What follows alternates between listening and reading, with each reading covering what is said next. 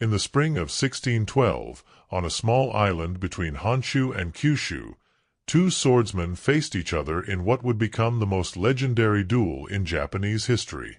Sasaki Kojiro, considered the greatest swordsman in Japan, arrived precisely on time, his legendary 3-foot sword gleaming in the morning sun. His opponent, Miyamoto Musashi, arrived over an hour late, rowing to shore in a small boat, carrying only a wooden sword he had carved from an or during the journey. Kojiro was furious, his composure shattered by the disrespect. Musashi was completely calm. Within moments, the duel was over. Kojiro lay dead, and Musashi walked away unscathed, never to lose another battle in his lifetime. This wasn't luck. This was the culmination of a sophisticated psychological system that Musashi had developed over decades of mortal combat, a system for maintaining absolute composure when the stakes were highest. Today, while most of us will never face an opponent with a sword, we face constant pressure that can feel equally overwhelming. High-stakes presentations, critical negotiations, emergency decisions, financial pressures, and the relentless demands of modern life. Musashi's principles, forged in life-and-death situations, offer us a roadmap for achieving unshakable calm in our own battles. Understanding why we lose our calm. Before we can master calmness under pressure, we must understand why we lose it. Musashi recognized that panic and anxiety don't come from external circumstances. They come from our relationship with those circumstances. In his masterwork, The Book of 5 Rings, he wrote that the warrior must perceive things truthfully, without distortion. When we face pressure, our amygdala triggers a threat response that floods our system with stress hormones, narrowing our focus and hijacking our rational mind. But here's what Musashi understood. This response only overwhelms us when we resist it or identify with it. The warrior who says, "I am afraid," becomes the fear. The warrior who observes fear is present remains separate from it, maintaining the space needed for clear action. Pressure doesn't destroy our calm. Our fusion with our reactions to pressure destroys our calm. Musashi also recognized that we lose composure because we cling to outcomes we cannot control. When Kojiro became enraged by Musashi's lateness, he had already lost the duel. His attachment to propriety, to his reputation, to his expectation of how things should unfold, these attachments created emotional vulnerabilities that Musashi exploited without mercy. The more we grip tightly to how things must be, the more fragile our calm becomes. The first pillar, cultivating the immovable mind. Musashi called it Heijoshin, the immovable mind. This doesn't mean a rigid or frozen mind, but rather a mind that remains centered and fluid regardless of external chaos. Think of a mountain lake. Storms may rage across its surface, but in its depths, perfect stillness remains. The immovable mind begins with radical acceptance of reality as it is, not as we wish it to be. When facing an opponent, Musashi never wasted energy on anger, fear, or wishful thinking. He assessed the situation with crystalline clarity. His opponent's stance, the terrain, the lighting, the wind. In our lives, this means stopping our habitual resistance to what's happening. Your boss is angry. Your presentation is tomorrow. These are simply facts. Acceptance isn't resignation. It's the end of the exhausting internal argument with reality that drains our energy and clouds our judgment. To develop this immovable mind, Musashi recommended a daily practice he called the ordinary mind. Each morning, before the day's challenges began, he would sit in meditation, not to achieve some transcendent state, but to become intimately familiar with his mind's natural resting state, calm, alert, empty of agenda. This gave him a baseline to return to when external pressures tried to throw him off balance. You can implement this immediately. Each morning, Before checking your phone or engaging with demands, sit for just 10 minutes. Simply observe your breath, notice thoughts as they arise and pass, and become familiar with the space between thoughts, that quiet awareness that exists before you attach to any story or emotion. This isn't about becoming a meditation expert. It's about knowing what your calm feels like so you can recognize when you've lost it and have a path back. The second pillar, strategic preparation, eliminates panic. One of the greatest misconceptions about Musashi's legendary calm is that it was effortless or natural. Nothing could be further from the truth. Musashi's composure under pressure was the direct result of obsessive preparation. He didn't just practice sword techniques. He studied strategy, architecture, painting, and carpentry. He examined every dimension of combat: psychology, timing, distance, terrain, and the countless subtle factors that could determine life or death. Consider his duel with Kojiro again. Musashi's lateness was strategic theater designed to agitate his opponent. His wooden sword was carved specifically to exceed the reach of Kojiro's famous long blade. His approach from the water, with the morning sun behind him, forced Kojiro to squint. None of this was improvised. It was the result of careful strategic thinking. In your life, this principle translates directly. If you have a high-pressure presentation, your calm during that presentation is built in the weeks before it. Prepare not just your content, but every dimension of the situation. Who will be in the room, and what are their concerns? What questions might they ask? What technical failures could occur, and how will you handle them? Musashi prepared for everything, and so should you. But here's the crucial distinction. Preparation is not rehearsal. Rehearsal makes you rigid.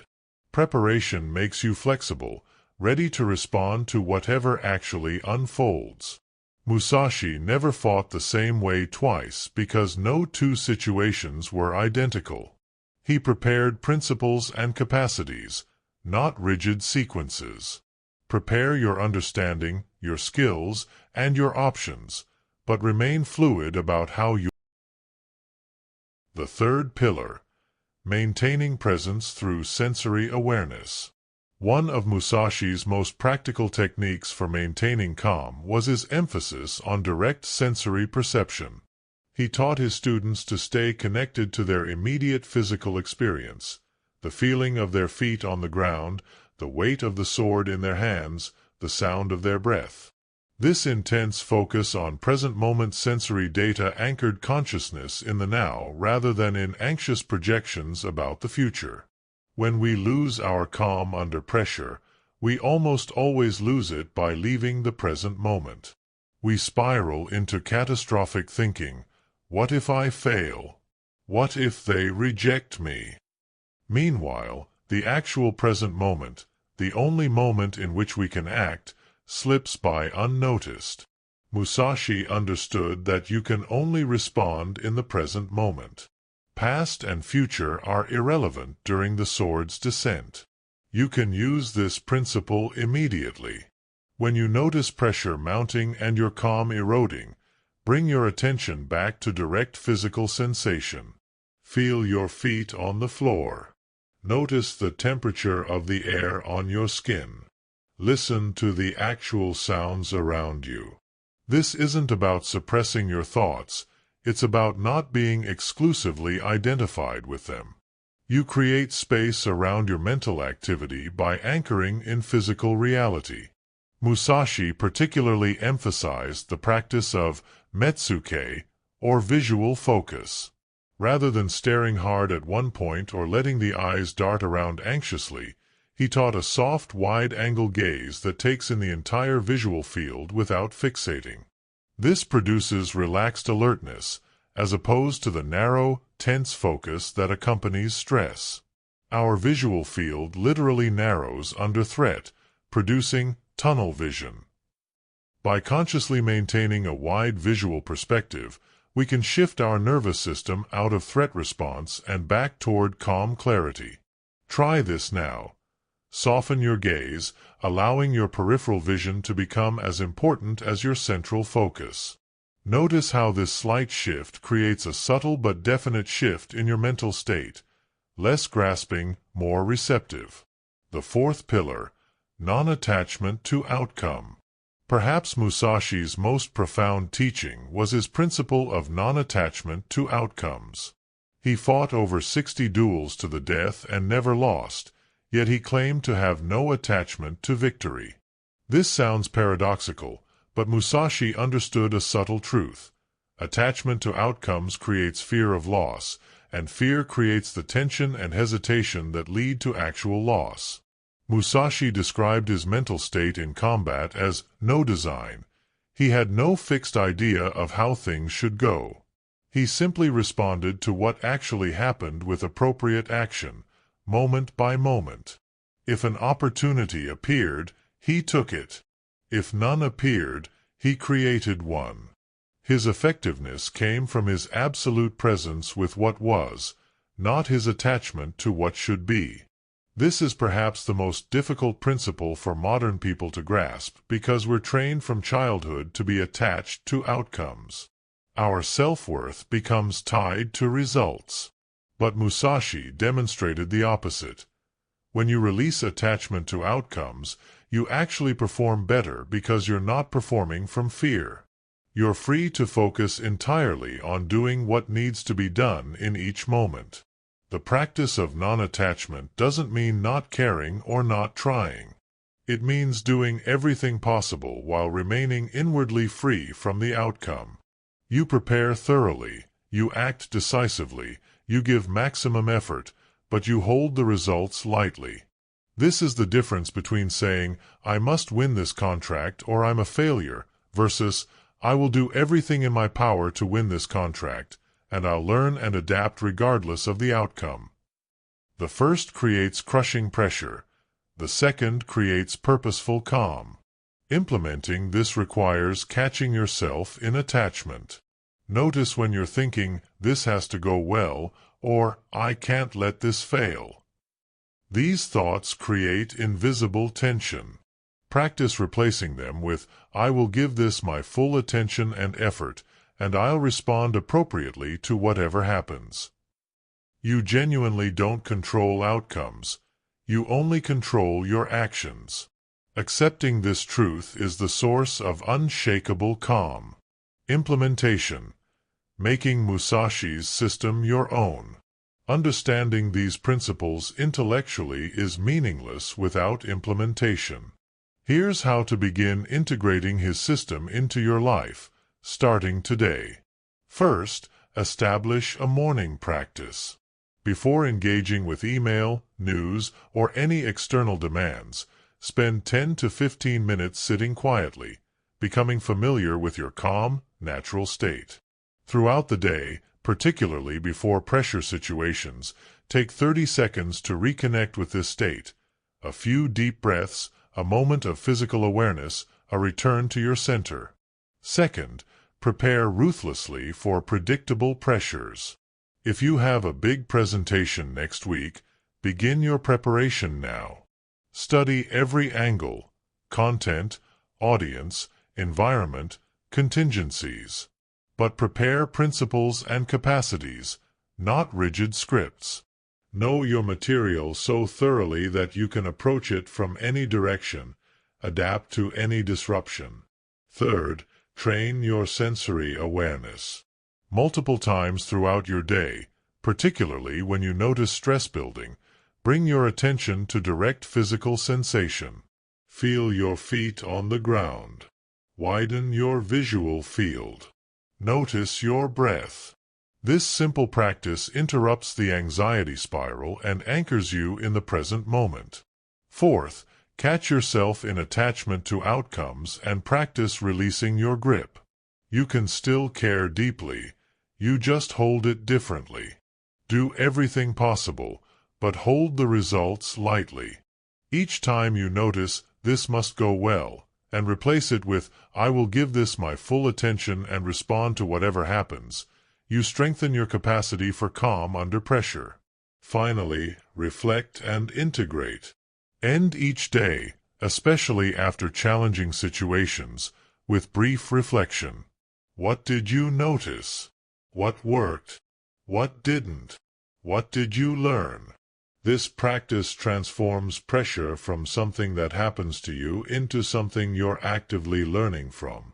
The ultimate secret: calm is not the absence of pressure. The final insight from Musashi's system might be the most important. Calm under pressure doesn't mean the absence of pressure or the elimination of stress. Musashi faced genuine life-and-death situations regularly. He felt fear, adrenaline, the weight of consequences. His calm wasn't about not feeling these things. It was about maintaining his center while feeling them. We often make the mistake of thinking that calm people don't experience pressure, don't feel stress, aren't affected by high stakes. This is fantasy. The calm we're seeking isn't numbness or detachment from reality. It's the ability to remain clear, purposeful, and effective while the storm rages both externally and internally. Both exist simultaneously. This understanding is liberating because it means you don't have to eliminate pressure or stop feeling stress to be calm. You simply have to change your relationship with these experiences. The pressure is just pressure, neither good nor bad. Your rapid heartbeat is just your body preparing for action. None of this has to destroy your calm unless you resist it, unless you make it mean something terrible about you or your situation. Musashi won his duels not because he felt no fear or pressure, but because he had trained himself to function optimally while experiencing both. He accepted their presence as natural and useful, extracted the information and energy they provided, and maintained his strategic clarity despite them. This is the accessible mastery available to you. Not the elimination of pressure, but the development of calm functionality within it. In that famous duel on Gonryu Island, as Musashi walked away from Kojiro's fallen body, he didn't celebrate or gloat. He simply returned to his boat and continued his journey. For him, it was another moment, another experience, another opportunity to refine his understanding. This is the ultimate expression of his system. No matter what happens, you remain centered, you learn, you adapt, you continue. Not untouched by life, but not controlled by it either. This is the calm that Musashi offers us across 4 centuries. Not the calm of those who've never faced pressure, but the calm of those who faced it countless times and learned to remain themselves within it. It's available to you, not someday when life gets easier, but right now, in the midst of whatever pressure you're currently facing. Musashi has shown us the way. The implementation is up to you.